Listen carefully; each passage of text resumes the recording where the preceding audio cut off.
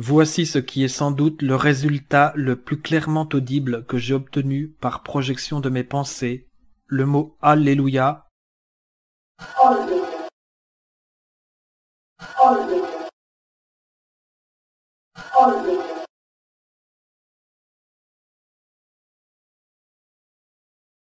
Là, j'ai projeté par ma pensée la phrase « Je suis au paradis », mais en séparant exprès mentalement chacune des syllabes comme ceci. « Je suis au paradis ».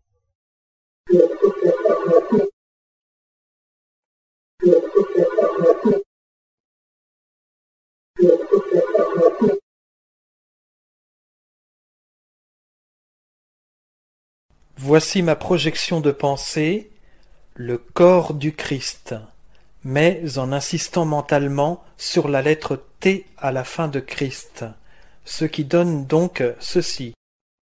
Le corps du Christ.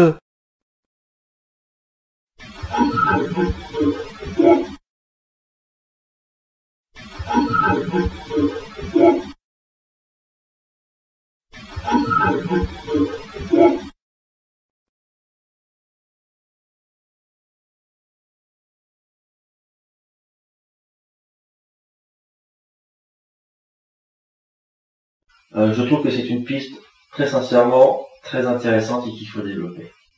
Patrick Flamand m'a fait écouter des projections de pensée sur ces cassettes, je ne mets pas en doute sa sincérité et sa bonne foi. Il est évident que sur ces cassettes sur lesquelles il a projeté sa pensée, nous avons des déplacements de particules magnétiques sur la bande magnétique. Ça, c'est un fait. On n'entend pas des choses qui soient significatives au niveau texte, au niveau syllabes, au niveau phrase. Pour l'instant, c'est surtout des interprétations personnelles que je respecte. Moi, de mon point de vue à moi, j'entends des choses, donc il y a quelque chose. C'est inéluctable, c'est vraiment vrai, c'est inéluctable, il y a vraiment des choses dessus. Et il est clair qu'à partir de ces projets de pensée, nous avons quelque chose sur la bande, donc déjà, c'est un premier pas.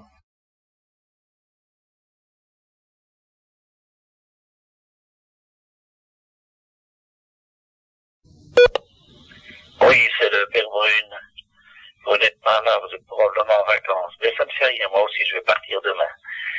Et c'est pour vous dire bon, que je suis au courant de tout ce que vous faites. Vraiment, ce sont des phénomènes qui sont d'ailleurs connus depuis déjà pas mal d'années, aussi bien pour les projections d'images que les projections de voix.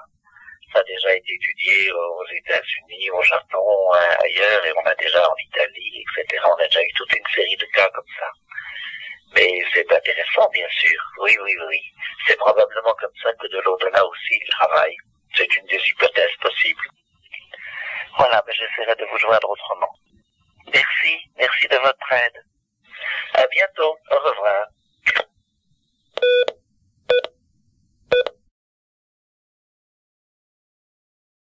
Une expérience menée à l'université de Toronto par des rationalistes qui voulaient prouver que les morts n'ont rien à voir là-dedans, a montré qu'en se concentrant mentalement sur une phrase, en l'occurrence « et le verbe s'est fait chair », un groupe de vivants arrivait à imprimer la dite phrase sur un magnétophone tournant dans une autre pièce. La publication de ces travaux concluait à la démystification d'un phénomène surnaturel. C'est dire où en est le rationalisme aujourd'hui. Si le cerveau de chacun a le pouvoir de matérialiser des sons sur une bande pour se rassurer quant à l'au-delà, je trouve cela encore plus extraordinaire que l'hypothèse spirite. Cela dit, rien n'interdit non plus d'imaginer qu'un trépassé, facétieux ou serviable, ait imprimé sur l'enregistrement ce que les universitaires souhaitaient y trouver.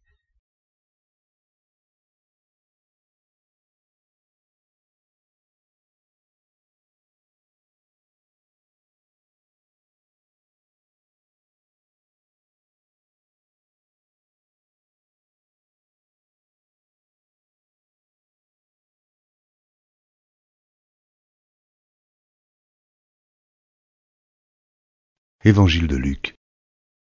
Jésus leur dit « Dieu n'est pas un Dieu des morts, mais des vivants, car pour lui, tous sont vivants. » Ici le repos et ne gît personne, les cimetières sont vides, personne ne va sous terre.